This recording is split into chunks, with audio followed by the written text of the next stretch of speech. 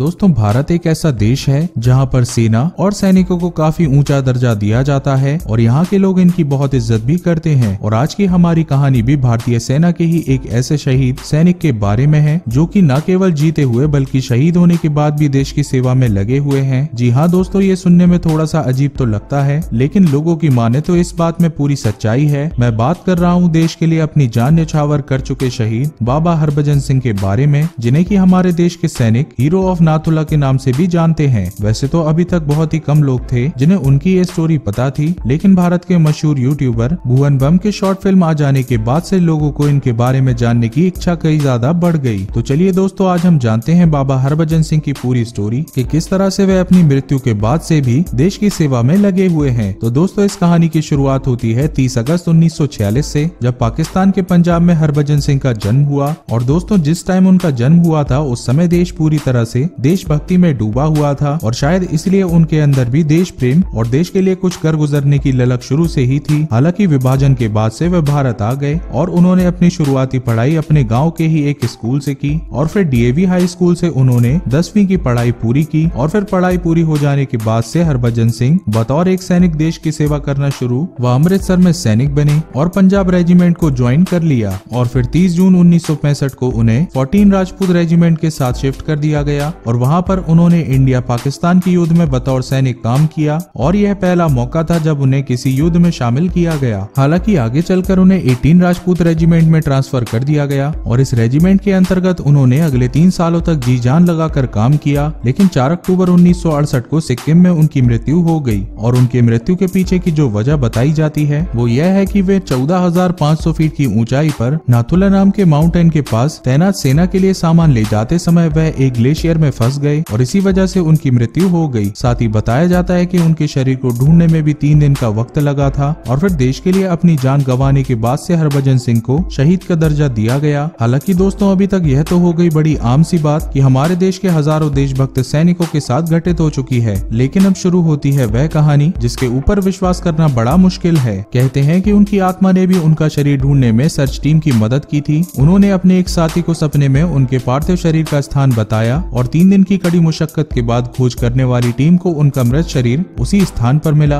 और यह पहली बार था जब हरभजन सिंह ने खुद के न रहने के बाद भी सैनिकों की सहायता की थी। और दोस्तों, जब हरभजन सिंह की मृत्यु हुई उस समय उनकी उम्र महज 22 साल के आसपास थी और फिर 26 जनवरी 1969 को उनकी बहादुरी को महावीर चक्र से सम्मानित किया गया। और दोस्तों, बहुत सारे भारतीय सैनिकों का यह भी मानना है कि बाबा हरभजन सिंह इंडिया और चाइना के युद्ध में भी उनकी मदद की थी। लोग बताते हैं कि वे हमले से 3 दिन पहले भारतीय सैनिकों के सपनों में आकर उन्हें चेतावनी दे जाते थे। और दोस्तों, कहा तो यह भी जाता है कि बाबा हरभजन सिंह के सम्मान में चीन के नाथुला पर जो भी मीटिंग्स होती हैं, वहां पर चीन की सेना भी बाबा हरभजन के लिए एक सीट खाली छोड़ देती थी। और अगर कोई भी सैनिक अनुशासन का पालन नहीं करता है या डिसिप्लिन में नहीं रहता तो भी बाबा की आत्मा उन्हें सजा देती है। और कहते हैं कि बाबा की ड्रेस को कोई भी साफ नहीं करता, लेकिन कुछ समय के बाद से ही वह अपने आप ही साफ हो जाती है। और दोस्तों, हर साल 11 सितंबर को पूरे सम्मान के साथ जीप में बाबा हरभजन सिंह का सामान नजदीकी रेलवे स्टेशन तक ले जाया जाता है और वहां से ट्रेन के जरिए सैनिक उनका सामान उनके गांव तक पहुंचाया करते हैं। साथ ही हरभजन सिंह को अब लोगों ने संत का दर्जा भी दे दिया है, इसलिए उनके नाम के आगे अब बाबा लगाया जाता है। साथ ही उनका मंदिर बनाकर नाथुला में तैनात सैनिक उनकी पूजा भी करते हैं। और दोस्तों, अंत में मैं बस यही कहना चाहता हूँ कि लोगों के द्वारा बताए जा रहे इस कहानी में कितनी सच्चाई है यह तो मुझे नहीं पता, लेकिन हमारे देश के हर सैनिक को सलाम है जो कि देश की सेवा में अपना सब कुछ न्यौछावर कर देते हैं। उम्मीद करते हैं कि बाबा हरभजन सिंह से संबंधित यह कहानी आपको जरूर पसंद आई होगी। आपका बहुमूल्य समय देने के लिए बहुत बहुत धन्यवाद। इस वीडियो को लाइक कीजिए और अपने दोस्तों के साथ शेयर करना ना भूलें।